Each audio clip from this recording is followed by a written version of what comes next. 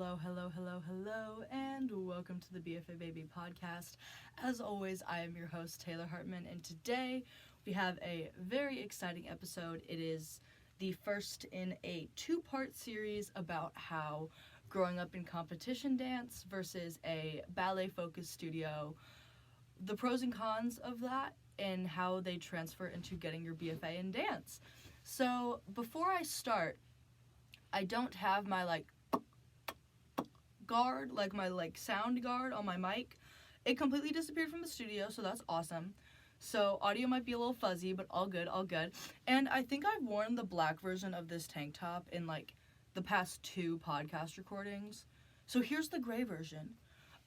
If you would like to see my outfit of the days, go watch the recordings on YouTube. They come out on Tuesdays. So do I have any other updates to get you guys going before we start? No mouth guard, gray tank top, 2-part episode. I think that's all. So let's get into a little bit of an introduction about... Oh, my mic is moving. Let's get into a little bit of an introduction about my experiences in dance. So I grew up in a competition-focused dance studio. I always say it was all very dance moms. You know, we were competing every weekend, and we were doing all of this. So many competitions, regionals, national titles, all this crazy stuff. And then a bunch of factors kind of all stormed together. I was 11 or 12, fresh into middle school, and that was when I transferred to the studio I graduated from, which was more of a ballet technique performance focused rather than competing. And I see pros and cons in all of them, and I think both of them shaped me in ways that both helped and hindered how I'm working now to get my BFA. And I think it's all really interesting, so I'm going to share some with you today. We'll start chronologically, so today's episode is going to be growing up in a dance competition studio. And then next episode will be about how growing up, or continuing to grow up and graduate from a ballet studio, how that helped and hurt me in getting my BFA. Quick little disclaimer right here off the top. I do not speak for any of the studios. I do not speak for the BFA program that I am in. These are just my personal experiences and how I've seen them work themselves out in my life. So take it with a grain of salt. This is just kind of educational, kind of reflective on my past dance experience. So let's get into it. So we'll start with the pros. I have my notes on my phone, of course. I'll start with the pros of growing up in a dance competition studio. But first, we'll kind of do a little backstory. So I was put in baby ballet, one of those combo classes, like a ballet and tap thing. As a kid, all Midwest moms put their kids in baby dance, especially the daughters.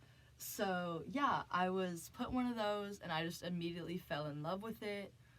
I very quickly joined their competition team as a child, and I was competing forever and ever and ever and ever until like I said, about 11 or 12. And, there were some moments that I'll talk about within this episode that kind of shaped how I even operate today, looking back on it.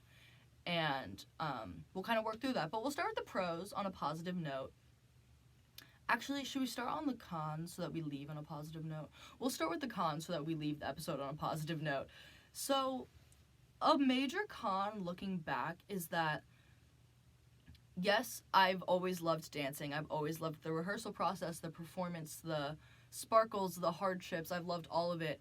However, when you are solely competing every single weekend, dance becomes about winning. And especially at our company, we were very known for winning stuff within the regional competition sphere. And it was always, I remember we had this small group, and there was a bunch of stuff happening with the small group, and I just remember being it's not gonna happen, and everyone's gonna be so mad at us if we don't win, because the small group was touted to be the one that won for us, And I feel like dance being about winning rather than expression and art and creativity, You know, those are very abstract concepts for children to grasp onto, especially because a lot of children are in competition dancing. Um, but I think the sooner you can get them understanding that dance is about art and passion and creativity and performance and storytelling. And you see some amazing comp dances that have really great storylines, which I love. I mean, I'm not a comp hater. I mean, I don't love it, but I don't hate on it. There are some good things about it. So, yeah, I think even as a child, like, it was really heady.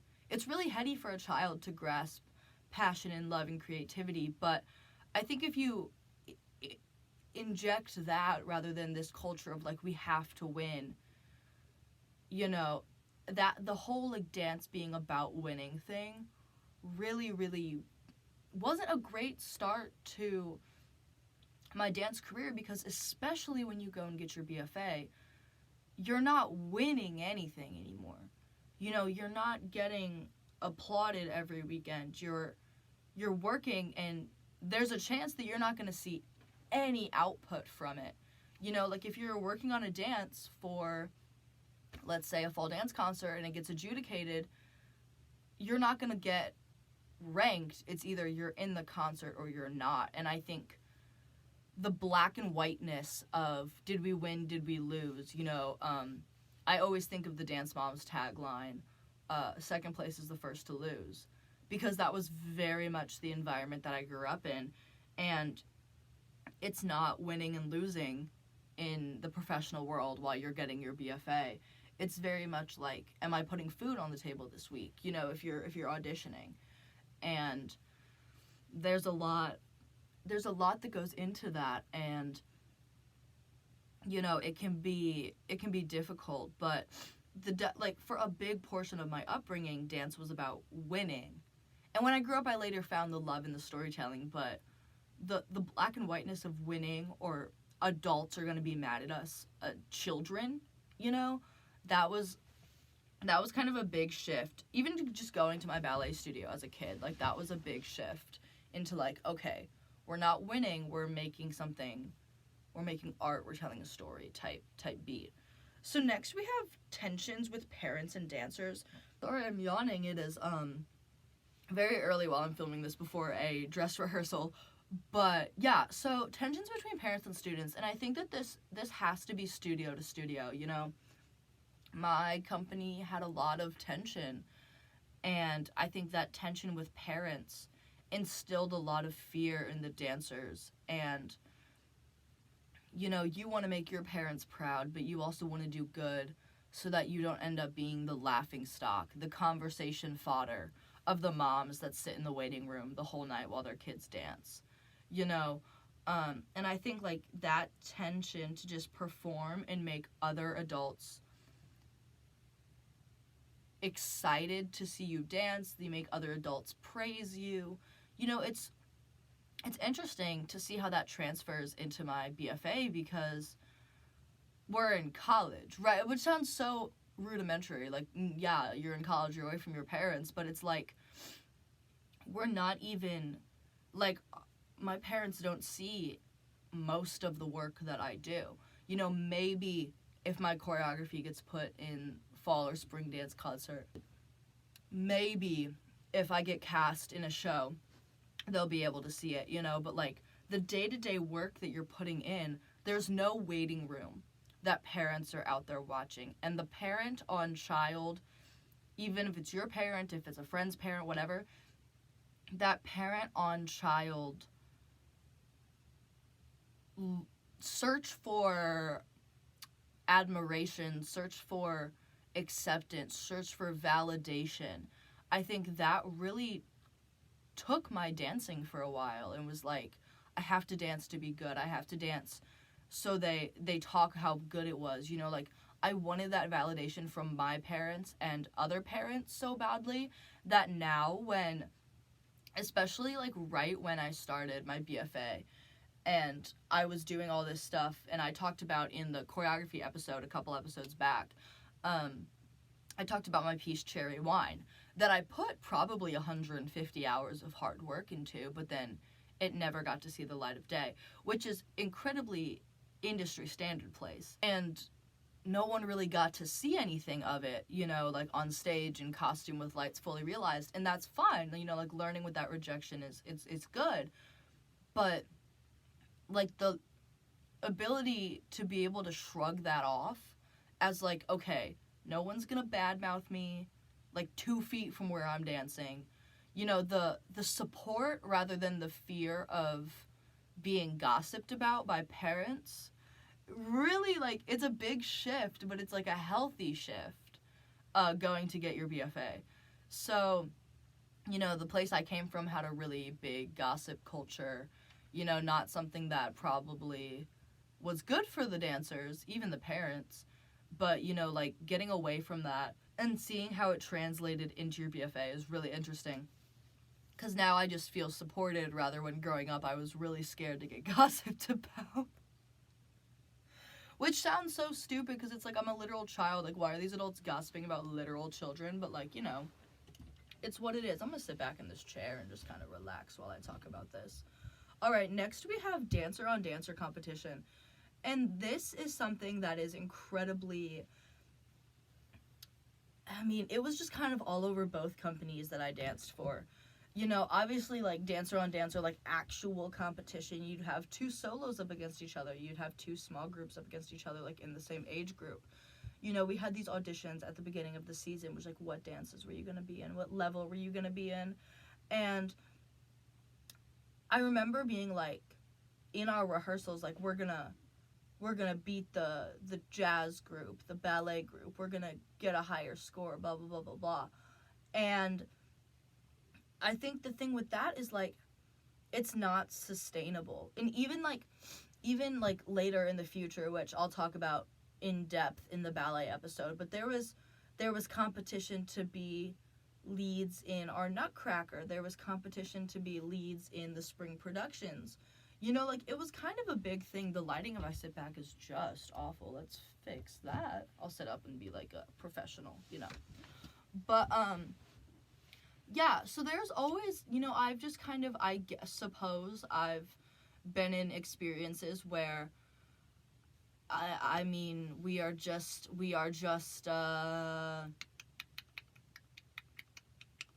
competing against each other. And I think how that translates to your BFA is, like, you are now dancing with the people that you will be working with in the future, which was a major, like, mindset shift for me coming in. Is like, the people that I am in classes with and in shows with and in school auditions with and in community auditions with and doing all of this stuff with, those are the people that I will then be in professional shows with, professional audition rooms. I'll be in steps classes with them.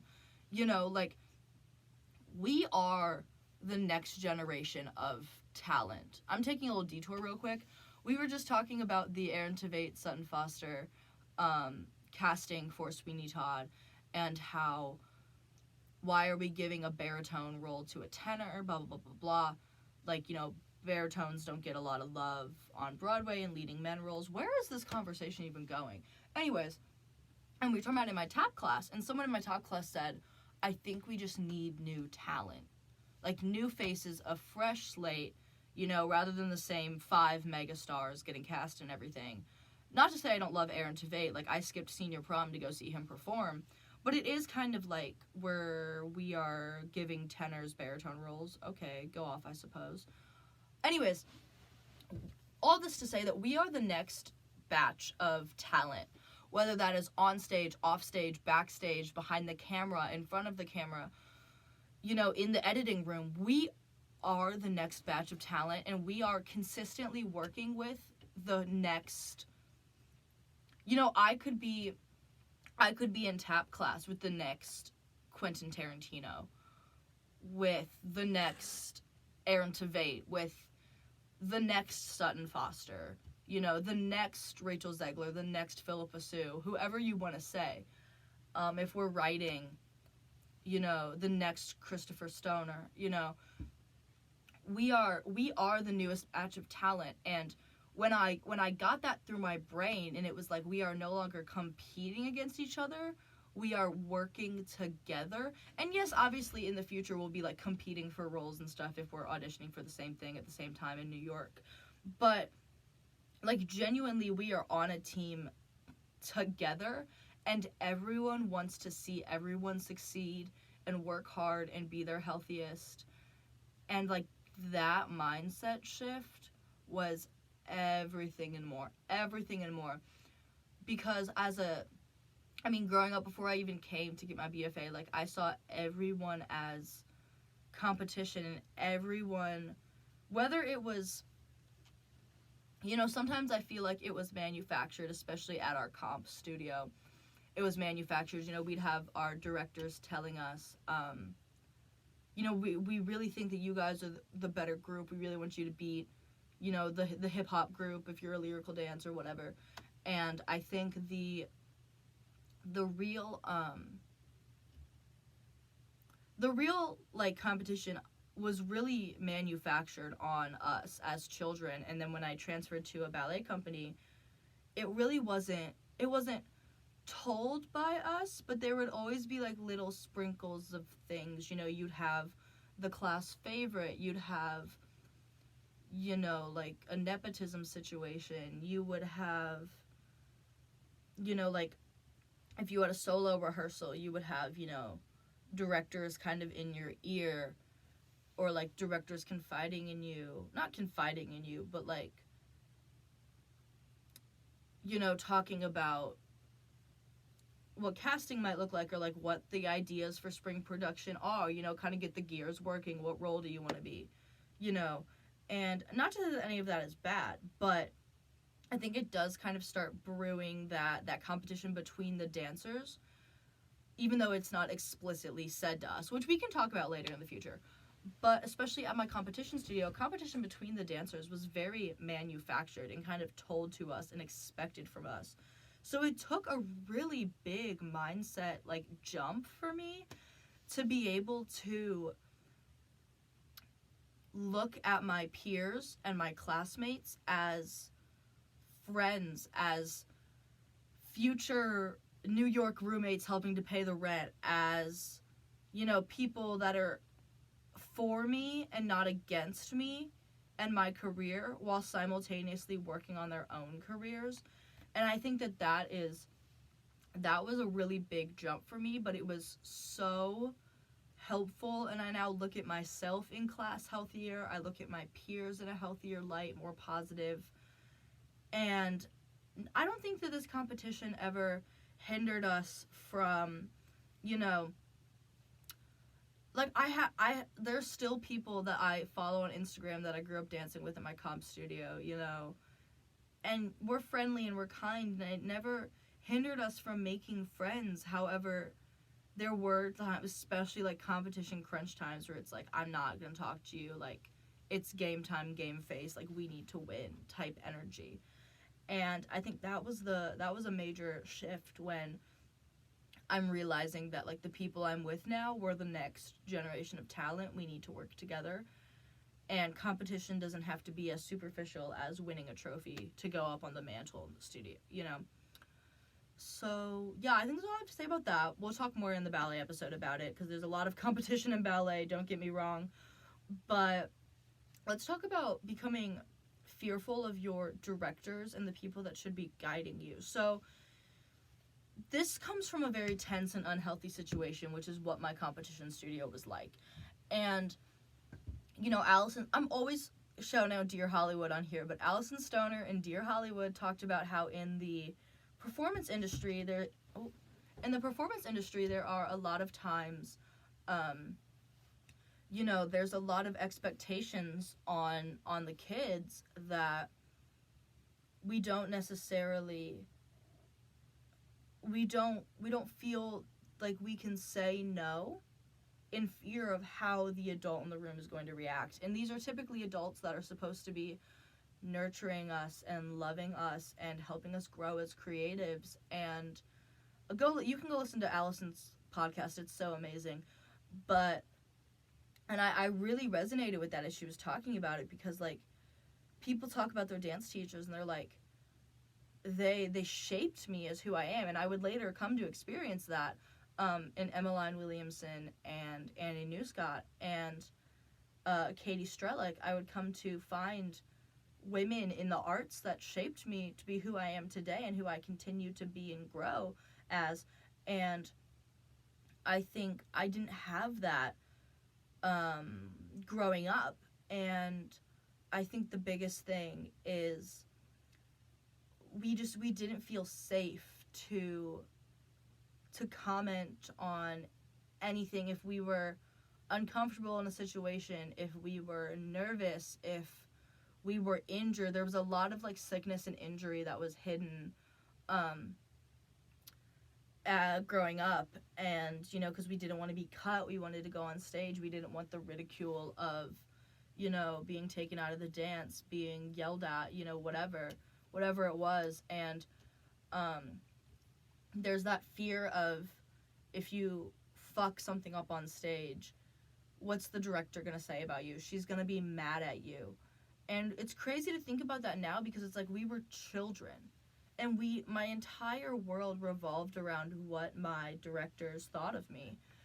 And looking back, it's not healthy. And I think it's because we had such a culture where it was their way or the highway. You know, it was their way or you weren't going on stage. And I just never felt safe to voice any opinions, to do anything but succeed in their definition of success. And I think that was a major shift for me, in which coming here, you know, I still find myself during my BFA, I still find myself like living, breathing, and dying for a director's approval. But I am now able to kind of step outside of myself and be like, at the end of the day, their opinion on one day does not matter. And a little bit of a side detour, growing up in competition, you know, it took me a long time to really get it through my head that, like, competition dance is one person's opinion on your dance on one day, and it's so subjective.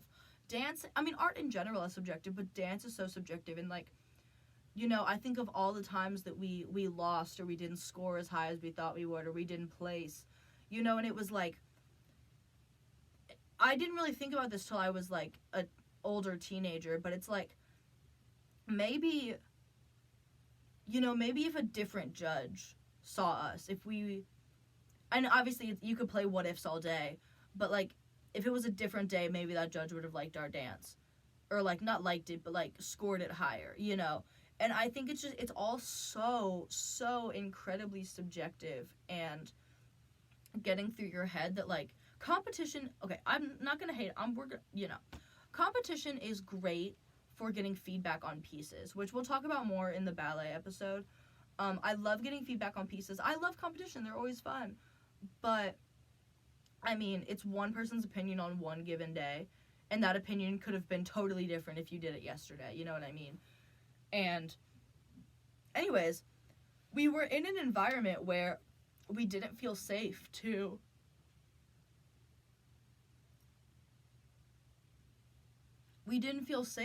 do or say anything on the contrary, and therefore our entire dance careers revolved around the approval of our directors and choreographers, which then led to, like I mentioned, a lot of hidden injuries, a lot of hidden sickness, you know.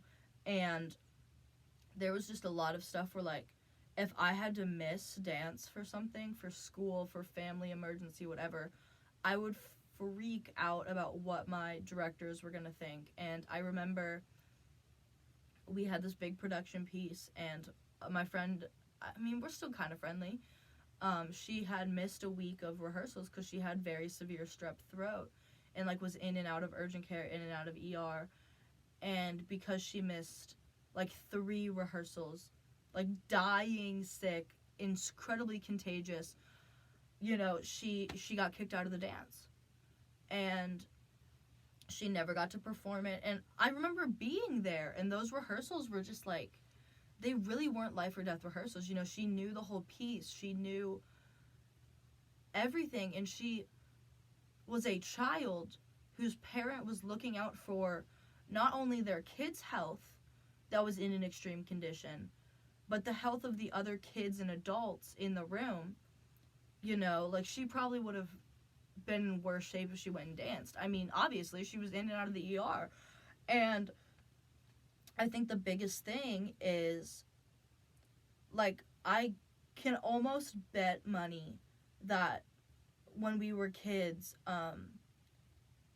she probably fought her mom to try to go to rehearsal, you know, and because we all knew what would happen if you missed, even if you were dying or someone else was dying, you know, you had to go a funeral, for an extreme example, you know. I think we all kind of knew what was coming and what was going to happen, and that created such a tension around dancing and around the rehearsal process, and the autonomy that my BFA program has given me to speak up and be like, I do not feel well. I am not going to rehearsal tonight. And I know that when I get back and I feel better, I will still have my place. Like, that was everything. Like, the ability to realize that if I throw up an X, you know, if I am if I'm, like, uncomfortable in a partnering situation, in an intimacy, like, stage intimacy situation, if I am uncomfortable in an intimacy call, in, you know, what else might we have, you know, just kind of, if I'm uncomfortable or feel unsafe in a rehearsal or class situation, I am able to say no, and no one's gonna be mad about it. Which blew my mind, dude. That blew my mind. When I had my first ballet class with Sarah here at school, and she was like, if your body doesn't feel safe, tell me, and you don't have to do anything that doesn't feel safe or right or healthy for you, and I'm not gonna care. What? Like, that literally shook me to my core. That, like, I could be like, hey, not today, I'm not feeling safe, I'm not feeling healthy, I'm not feeling comfortable, and you could just say no. Crazy stuff. Crazy stuff. So I think that was kind of a con for me, because it was a big hurdle to jump when I got to my BFA. Was, your directors are not going to be mad at you for taking care of yourself as a human being. And that hurdle was probably the biggest hurdle that I had to jump, you know. It was probably the biggest hurdle that I had to jump, like, in getting my BFA. You know, it was really, really crazy stuff. But, yeah, and those tense and unhealthy situations, I'm referring back to my notes, those tense and unhealthy situations are, honestly, like, I just very recently kind of learned about this this concept, which is dissociation. And what? So I just recently learned about dissociation in traumatic events, and if you don't know, dissociation is a way that the mind, I'm reading you a WebMD little ditty, one way the mind copes with too much stress, such as during a traumatic event, and basically it's part of, like, a detachment of yourself. In my best words, it's a detachment from yourself, from your environment, and has really caught, like, for me, in my experience, I have very few solid memories from the time that I was at the competition studio, because I was in such a fight or flight mode, like, at all times, always. You know, my body, I was so stressed out at all times that, like, there are dances that I have photos and, like, videos of that I just, like, I don't remember doing, I don't remember learning, you know, and there was so much tension there that I think my body really was like, I just need to keep you safe. And I'm realizing that the disassociation and the repression of like memories that I have, like obviously a few stick out in my brain. The girl with strep throat sticks out in my brain. Chairs thrown across the room sticks out in my brain. And obviously we have some positive ones too. You know, we had a friend of a director that was in Chorus Line on Broadway come and clean our Chorus Line inspired dance.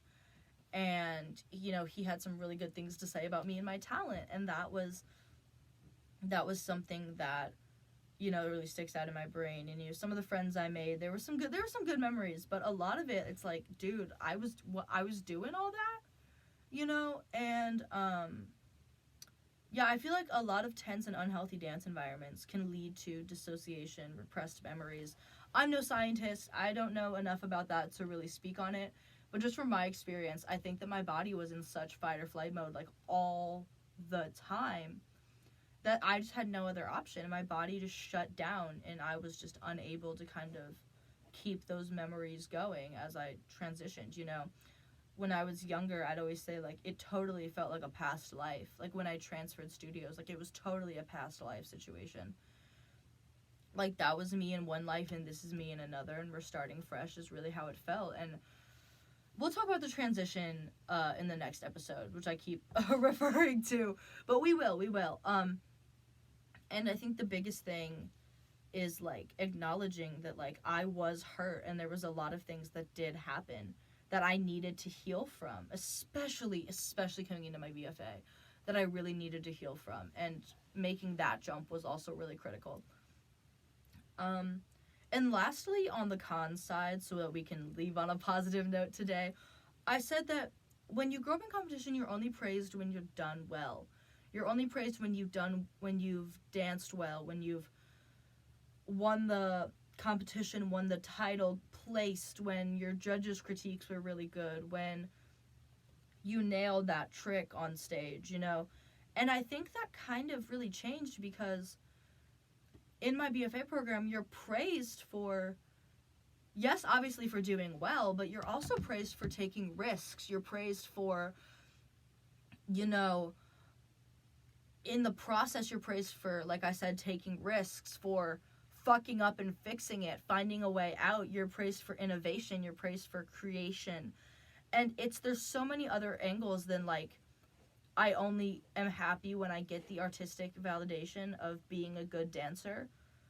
Like, I remember I was in an acting class, shout out Larissa, and I was in an acting class and I was praised for, like, some kind of, like, an improv thing. Like, I flubbed a line and was able to improv till me and my scene partner got back on track, and, like, it was good, you know. And I was in a one act my freshman year, and I was making some strong performance choices, and I remember being praised, you know. That was keep that performance choice, that was awesome, you know. And it ended up looking great on stage. But not only being praised, but also feeling free and safe and healthy to make these choices, you know.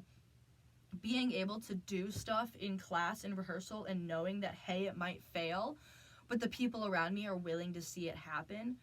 The shift into that has made my outlook on the entire rehearsal process so much happier, so much brighter. I don't feel as much stress going into a rehearsal. Like, there's so many good things about it. That was a positive jump after leaving a competition world into getting my BFA. Like, being praised for beyond just succeeding, being praised and being helped along when making creative choices, when exploring new passions, following new dreams, you know, whatever, following new creative insights. You know, I've had friends be like, I love that you're starting this podcast. I love that you're writing a book. I love that you want to take up photography. Like, we're being, do you want help on your photography? Like, I have a friend. Do you want help on your podcast? Do you want help on your book? I'd love to help edit it, you know, or, like, help you find an editor, you know. The environment that is now my life, or my life is now in this environment, that is an environment of praise all over the spectrum, praise and help rather than the black and whiteness of ridicule and praise. You know, there's a bridge. You know, we can say, hey, that idea didn't really work out, let's try it this way.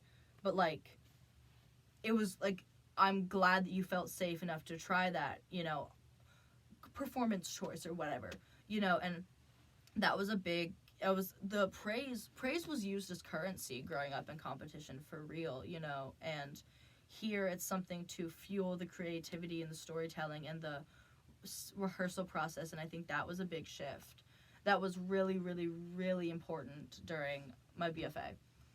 So yeah, those are kind of some cons I faced and things that I had to overcome to better function and understand how a BFA program works. But let's talk about some positives that I learned in my time as a comp dancer that still benefit me today as a BFA student. So some positives are picking up choreography quickly. Dude, there was a season when I was a kid and I was in so many dances. I was in a bunch of class dances, I was in a bunch of comp dances, I was in a bunch of productions. Like, I'm pretty sure there was a season that I was in like 20 some odd dances. You know, I think I had a solo or a duet one time, you know. And being able to pick that choreography up quickly and being able to retain that choreography and retain the cleans like day to day, that, like, I learned that young, which I think was critical to my success now. Because now when I'm in a high stakes situation, if I'm in an audition, if I'm in a class, if I'm, you know, swinging, oh my god, if I'm swinging, absolutely. You know, being able to pick up and organize choreography in your brain is something that I will never take for granted, that I learned from my competition days. And it has helped me so much. It just even in my day-to-day here, you know, if something switches around, if we need to retain cleans, like, and it's something that I instill in my dancers. You know, I'm like, we're gonna start you young with picking up this choreography so that if you do 10 years down the line want to pursue dancing in any form beyond, you know, recreation in high school,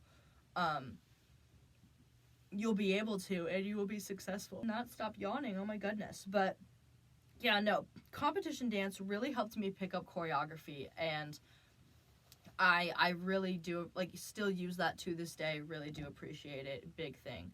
Also, like, punctuality. I've always been a very punctual person. Like, I will be early to everything. We talk about this, like, every other episode. It's, like, a facet of who I am. And, you know, we'll talk about it, and the biggest thing is, like, you know, they really got in me. And, I mean, it does kind of tie back to that fear of judgment, of resentment, of hurt from my director. It really does tie back into that. But I think because I was so scared of being in trouble with my director, I would always be punctual for things. And it does kind of stem from a place of anxiety and from a place of where a con would be on the list. But I still have that punctuality, like, in my soul, in my bones. And I still think that it is definitely something that it benefits me, you know. We talked about it in my 10 Things I Would Tell My High School Self episode. I think it was the first full-length episode I posted. We talked about it there, too, and it was like, you know, don't take for granted that you're an early person, like a morning person. And, you know, that's something that kind of comes with this punctuality, too. Like, I am able to, like, get up early, and I'm able to function and, you know, be on time and get myself ready. And am I too early to most things? Probably, yeah. But I know that I would rather be early than late, and that is something that was, like, very distilled. That's not what I'm talking about. Very instilled in me as a childhood competition dancer. And I don't take it for granted, because it is very helpful to kind of have that innate punctuality. That's been really helpful. The next one, I had patience, because competitions can run behind. And I think I kind of mean this because I am very impatient, just like as a human being. I'm just an impatient person. And I think I meant patience in which, you know, you're able to not worry as much. I was a very anxious kid. Within the past 5 years got on anxiety meds, and I was so against it forever and ever and ever. And obviously, as an anxious little competition dancer with all this stress and all of this tension around me, obviously it wasn't really helpful. What did Caroline say? Caroline said I can wear her boots to the opera tonight. That's amazing. Shout out Caroline. I'm leaving this clip in the podcast. That's so funny. Okay, word. I'm going to an opera on campus tonight. My friends are in it. And I'm gonna wear Caroline's black heeled boots. Dude, I love Caroline. Anyways, what was I talking about? I was an anxious little girly. And there's a lot of tension around me, and I think when you're that young and you're in that much, you have that amount of tension, it's it can be difficult to regulate. And again, I direct you to Allison Stoner's podcast. She's done the education and the research on self-regulation and disassociation and stressful performance industry venues as a child.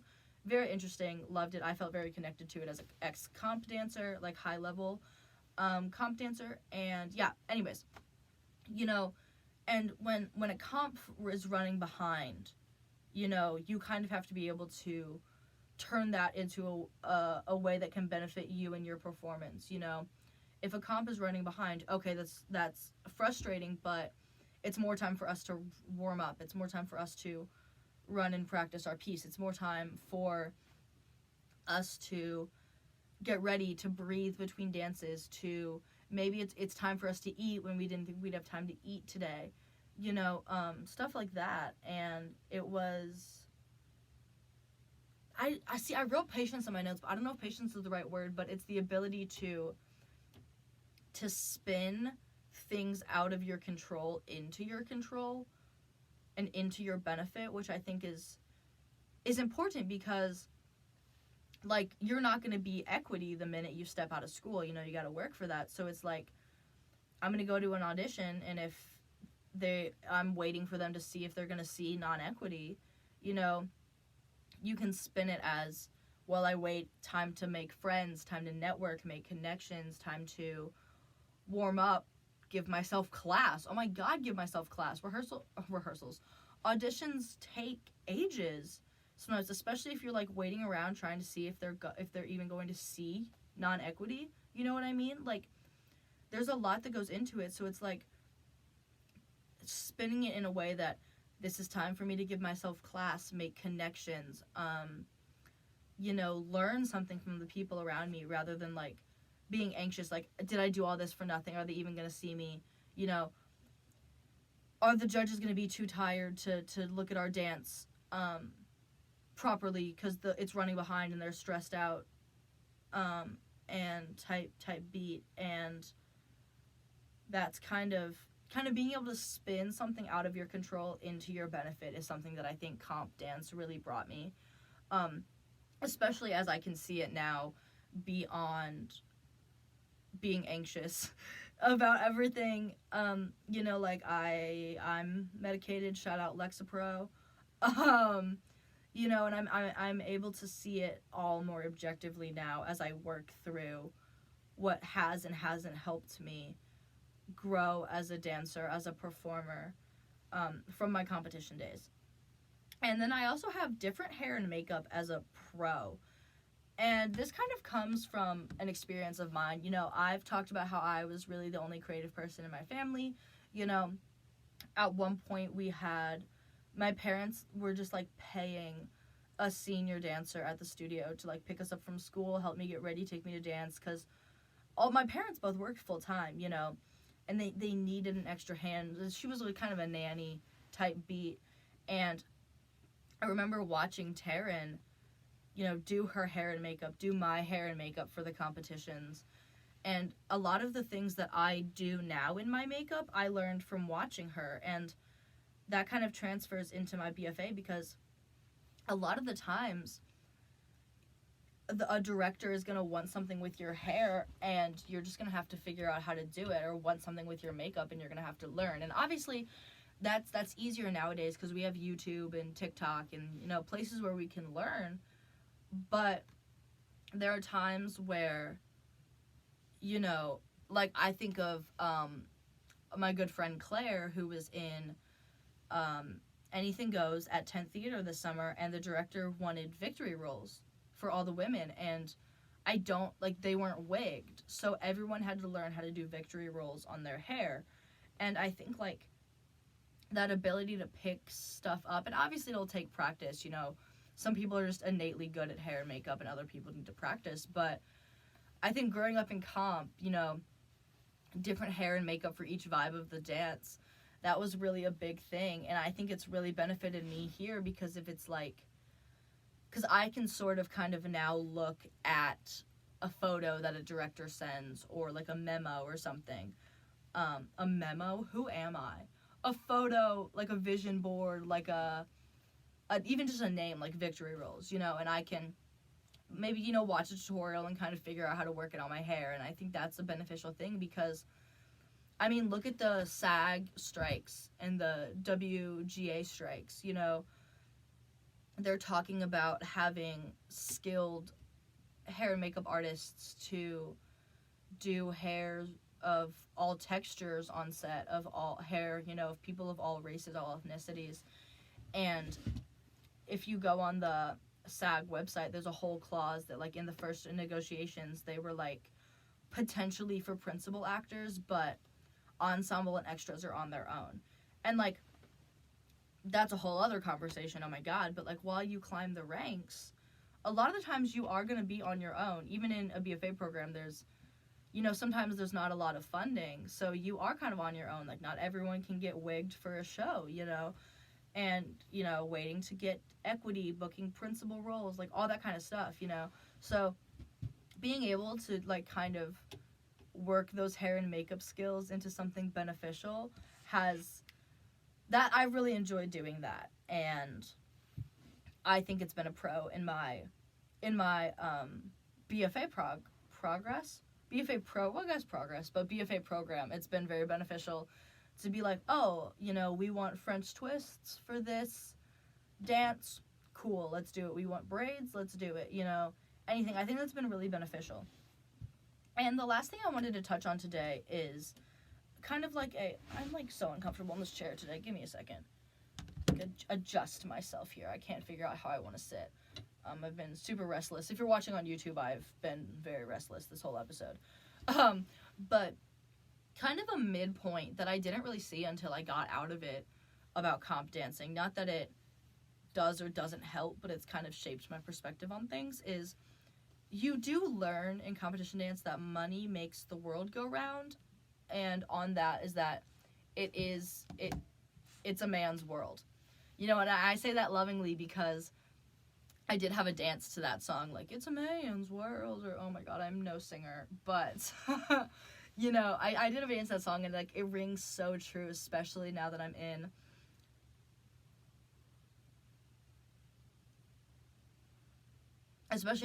my BFA program, and I'm looking at the scope of the professional world, you know, money and name makes the world go round, you know, in and outside of programs, in and outside of the industry. Nepotism and money and things under the table, it's always going to happen, and it's part of the industry that you just kind of need to accept. You know, growing up, if there was a studio at the competition that brought more dances than we did, that had more dancers performing that we did, that's more money to the competition. And I always remember my mom saying that, like, the biggest studios always win more. Not to discredit these kids' talents, but, like, there's a few times where it's like they brought in so much money for this competition, you know.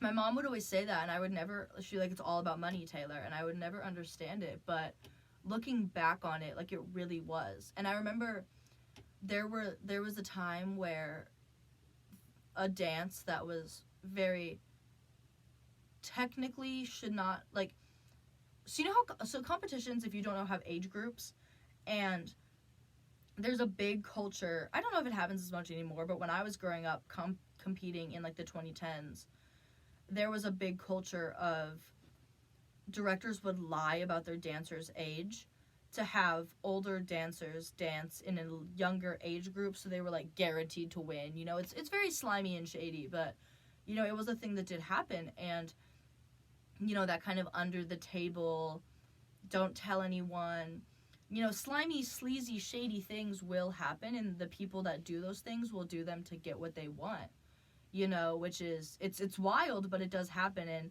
I think that it's obviously, it's a negative look on the industry as a whole, you know, to kind of pull that out. But it is something that you kind of have to learn. It's always a possibility. You know, it's all very subjective. It's all very, what am I trying to say? It's all very, there's outside factors that you might not know about that have nothing to do with you or your talent, is really what I'm trying to say here.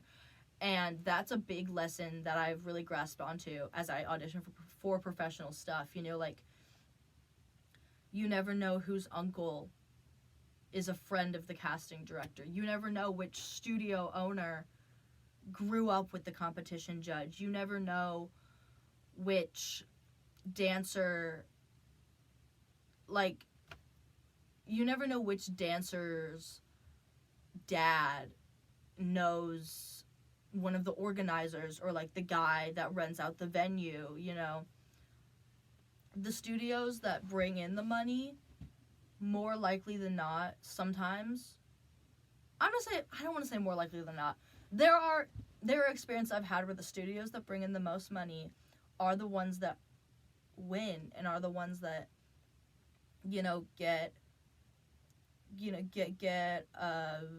favored. Their dances go first, where the judges have bright eyes. You know, they have the money for really elaborate costumes, and, you know, sometimes that doesn't always happen. And all this to say that there are so many outside forces that, you know, are out of your hand as a dancer and have nothing to do with your talent, the hard work that you've put in, that just might not land you, because we're talking about competition, that might not land you the trophy, but in BFA terms, might not land you the role.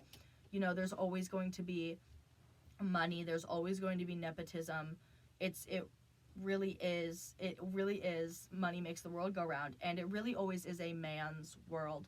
You know, Chloe Angel talks about this in her book Turning Point. Highly recommend it. Talked about it last week.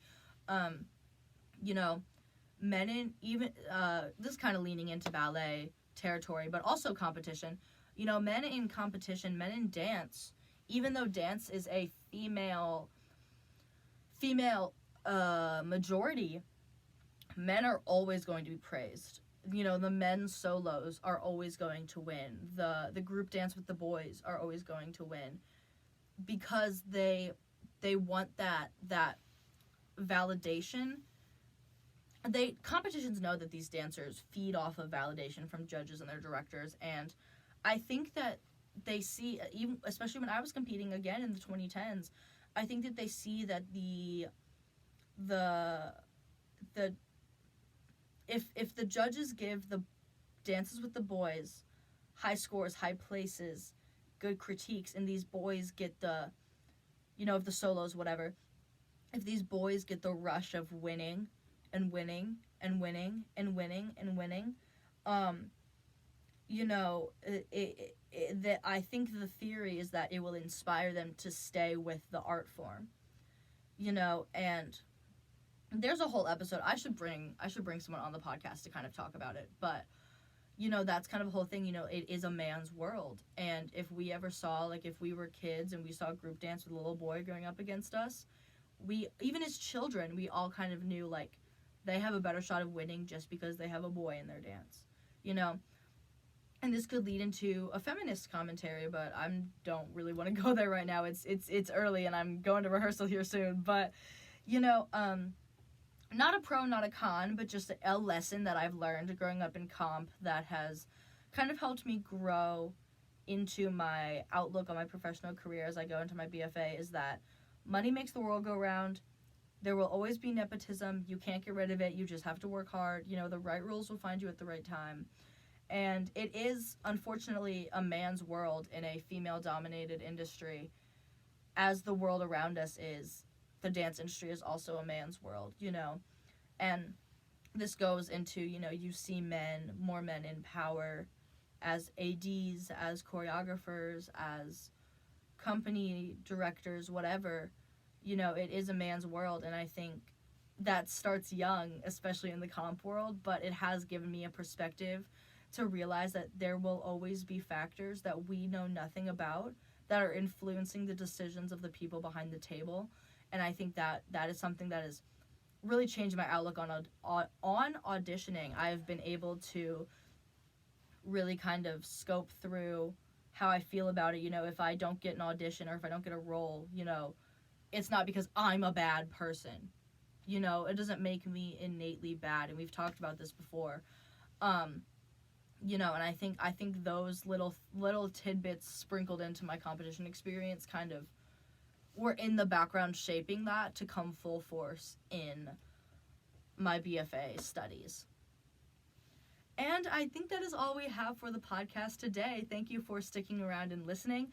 As always, the video version of the podcast on YouTube comes out on Tuesdays, and the audio comes out on Spotify on Wednesdays. I am working to slowly start getting the podcast out on other platforms, which is very exciting. So, yeah, I'll keep you guys updated whenever that starts to happen. You can follow the podcast on Instagram at BFA Baby Podcast, and you can follow me if you love the voice behind the podcast at Tay Does Ballet, periods between words. On the podcast Instagram, I will put up Q&As sometimes that are like, what do you want to hear about on the podcast? I'm thinking about doing a Q&A episode on the podcast, you know, just an entire episode of answering your guys' questions. So follow along to get a little sprinkle, a little voice into the podcast. We'll have some behind the scenes on there. And make sure to rate and review the podcast on Spotify. Really helps get the word out there. Share the podcast with your friends. I'm really hoping to starting to make money off of this at some point. So share the podcast with your friends. The exposure in the video just got real bright. Go off, I suppose. Share the podcast, rate and review it, follow along, watch the videos on YouTube, do all of the fun things. I am so excited to have you guys here on this journey with me, like I always say. And thank you for sticking around and listening. And yeah, married in a kiss. I'll see you in the next episode. Mwah.